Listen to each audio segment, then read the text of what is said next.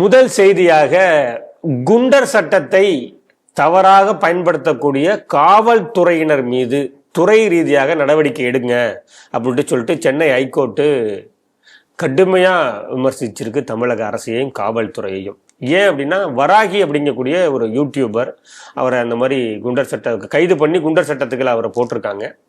அதை எதிர்த்து அவருடைய மனைவி மேல்முறையீடு பண்ணியிருக்காங்க. அதனால தான் இந்த மாதிரியான விமர்சனத்தை கொடுத்துருக்காங்கன்னு செய்தி எப்படி பார்க்குறீங்க?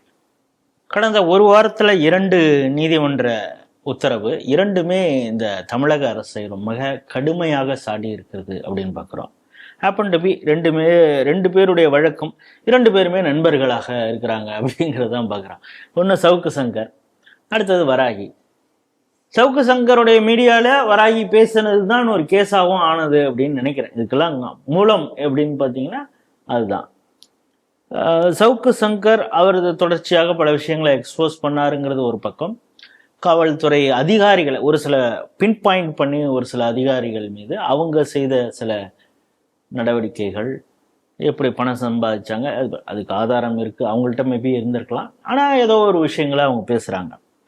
வராகி ரொம்ப குறிப்பாக கமிஷனர் அருண் மீது அவர் எப்படியெல்லாம் லேண்டு வாங்கியிருக்காரு அப்படிங்கிற விஷயத்தெல்லாம் சொன்னார். அப்போது அது சம்மந்தமாக வழக்கெல்லாம் இருந்தது. இந்த வழக்கை பொறுத்தவரை அமீனால் பிவி அப்படிங்கிறவங்க அந்த வீட்டில் தான் அவர் குடித்தனம் இருந்தாராம். வாராகி வீட்டை காலி பண்ண முடியாது எல்லாம் இல்லை, ரொம்ப ஆஃபனாக அங்கங்கே நடக்கக்கூடியது தான்.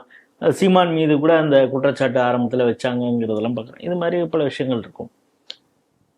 ஃபோர்ஸ் பண்ணி அவங்கள கேஸ் கொடுக்க வைக்கிறாங்களா, இல்லை அவங்க இவ்வளோ நாள் தவிச்சிட்டு இருந்தவங்க இன்னைக்கு ஒரு வாய்ப்பு இருக்குன்னே கேஸ் கொடுக்குறாங்களான்னு நமக்கு தெரியாது. ஆனால் இது போன்ற ஒரு வழக்குக்கு குண்டர் சட்டம் போடுவாங்களா அப்படிங்கிறது தான் எனக்கு தெரியல. சரி, இந்த வழக்கின் அடிப்படையில் தான் போட்டாங்கன்னா எதற்காக குண்டர் சட்டம் அப்படின்னு கேள்வி நீதிமன்றம் தான் கேட்டிருக்கு. எதுக்காக நீதிமன்றம் குண்டர் சட்டம் அவர் மீது போட்டிருக்கு? ஒன்று, அந்த தகவல் இல்லை. வராகியோட மனைவி நீலிமா அப்படிங்கிறவங்க தான் ஆட்கொணர்வு மனு போடுறாங்க. அப்படி போடும் பொழுது என்ன சொல்கிறாங்கன்னா, இதுக்கான சப்ஸ்டான்ஸ் எந்த அடிப்படையில் நீங்கள் போட்டிருக்கீங்க அப்படின்னா இல்லை. சரி, இதை மறுபரிசீலனை செய்யுங்க அப்படிங்கிற ஒரு மனு கொடுத்தா அந்த மனு கவர்மெண்ட்டுக்கு ஏன் அவ்வளவு தாமதமாக அனுப்பப்பட்டது அப்படின்னா அதற்கு காவல்துறைக்கே ஒரு உள்நோக்கம் இருக்கிறது.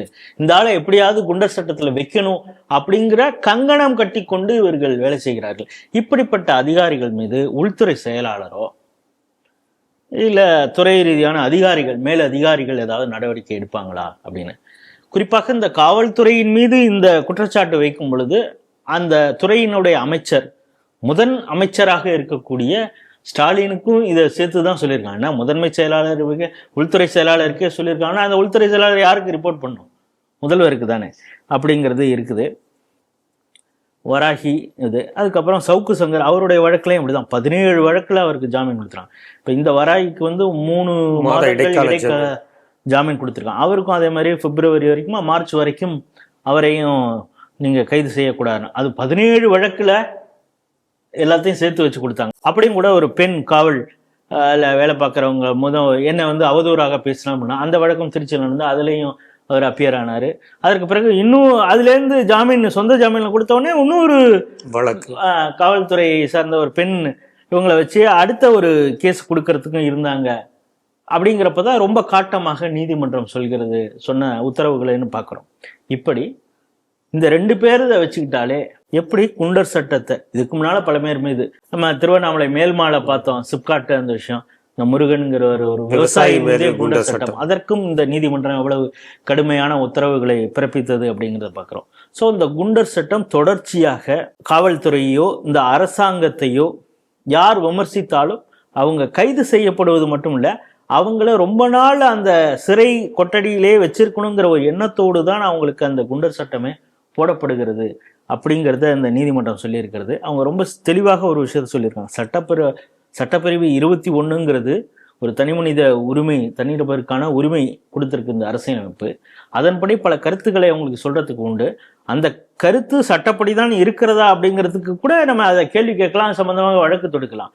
ஆனால் ஒவ்வொரு கருத்துக்கும் காவல்துறையின் மீது கேள்வி எழுப்புறாங்க, அரசின் மீது கேள்வி எழுப்புனா அவர்களை குண்டர் சட்டத்தில் தான் அடைக்கணும் அப்படிங்கிறது எந்த வகையில நியாயம்? இதை திட்டமிட்டு இந்த காவல்துறையினர் செய்கிறார்களா அப்படிங்கிற சந்தேகம் எங்களுக்கு இருக்கு அப்படிங்கிறத ஒரு கடுமையாகவே அவங்க சொல்லியிருக்காங்க. குற்றவாளிகளே அப்ப இரும்பு கரம் கொண்டு அடுக்க வேண்டாமா? எந்த குற்றவாளி இப்ப பார்த்தோம்னா எவ்வளவோ குற்றவாளிகள் ரொம்ப சுதந்திரமாக வெளியில போயிட்டு இருக்காங்க அப்படிங்கிறதெல்லாம் பார்க்குறோம். ஹிஸ்ட்ரி ஷீட்டருங்க தொடர்ச்சியாக அடுத்தடுத்து அவன் வெளியில வந்து உடனே குற்றம் செய்கிறான். இப்போ குடலேருந்து வெளியில வந்தால் 3வது நாளே கொலை செஞ்ச விஷயங்கள்லாம் நம்ம பார்த்துட்டு இருக்கோம். ஸோ இதையெல்லாம் இவங்க செய்யாமல் ஒரு ஃபேஸ்புக்கில் எழுதுறான், ட்விட்டரில் ஹேண்டில் ஏதோ ஒன்று போடுறான் அப்படிங்கிறதுக்காகலாம் கைது செய்யப்பட்டு அவர்களை குண்டர் சட்டத்தில் இப்போ கரெக்டாக வெள்ளிக்கிழமை அவங்கள அரெஸ்ட் பண்ணுறது, அதுவும் காலையில் 4 மணிக்கு அரெஸ்ட் பண்ணுறது, அவங்கள வந்து திமுகவுடைய ஐடிவிங்கோ இல்லை அட்வொகேட் யாராவது மூலம் இவங்களுக்கு வந்து திருநெல்வேலியில், மதுரை மெட்ராஸில் இருப்பான், அவனுக்கு வந்து கேஸ் எங்கே ஃபைல் பண்ணுவாங்கன்னா திருநெல்வேலியில் அதுவும் இவங்களுடைய வேனு. ஏன்னா போலீஸுக்கு கொடுத்துருக்கிற ஜிபே இந்த லட்சணத்தில் இருக்குன்னு நமக்கு தெரியும். இவங்க அந்த பஸ்ஸில் வச்சு அவனை திருநெல்வேலி வரைக்கும் அழைச்சிட்டு போய் இந்த பாடாப்படுத்துறது. அவன் வந்து பேஷண்ட்டாக இருந்தான, குறிப்பாக டயபெட்டிக்காலாம் இருந்தானே. ஏன்னாப்பா சங்கருடைய கேஸில், சவுக்கு சங்கர் கேஸில் அவங்க அம்மா வந்து தாக்கல் செய்த ஆட்கொணர் மனுவில் அவங்க ரொம்ப ஸ்பெசிஃபிக்காக அவனுங்க இப்போ தான் ஸ்டென்ட்டு வச்சுருக்காங்க, 2 ஸ்டென்ட்டு, கார்டியக் அந்த சர்ஜரி நடந்தது, ஆன்ஜியோ. அதுக்கு பிறகு சிவியர் டயபெட்டிக்காக இருக்கார், அவர் டேப்லெட் எடுத்துக்கணும். இப்படியெல்லாம் இருக்கும் பொழுது இது போன்ற அவங்கள அரெஸ்ட் பண்ணியிருக்காங்க. அந்த அரெஸ்டே எப்படி நடந்ததுங்கிறதுலாம் நம்ம காணொலி இருக்குது. ஸோ இந்த அளவுக்கு ஒரு வன்மத்தோடு ஏன் இந்த அரசு செயல்படுகிறது அப்படிங்கிற கேள்வியை தான் கேட்டிருக்காங்க. இப்போ இவங்களுக்கு குண்டர் சட்டம், இந்த அரசை எதிர்த்து போராடக்கூடிய அந்த ஆசிரியர்கள், இடைநிலை ஆசிரியர்களாக இருக்கட்டும், துப்புரவு பணியாளர்களாக இருக்கட்டும், அவங்களையே காவல்துறை இந்த அரசு எப்படி ஹேண்டில் பண்ணுறதுங்கிறத கடந்த 1 வாரமாக பார்த்துட்டு இருக்கோம். ஆகவே ஜனநாயகத்தின் குரல் வலையை நெரிக்கக்கூடிய ஆட்சி தான் இப்பொழுது நடந்து கொண்டு இருக்கிறது அப்படிங்கிறத நீதிமன்றத்தின் உத்தரவின் மூலமும் சம்மட்டு எடி கொடுத்துருக்குறாங்க அப்படிங்கிறது தான் இந்த செய்தி.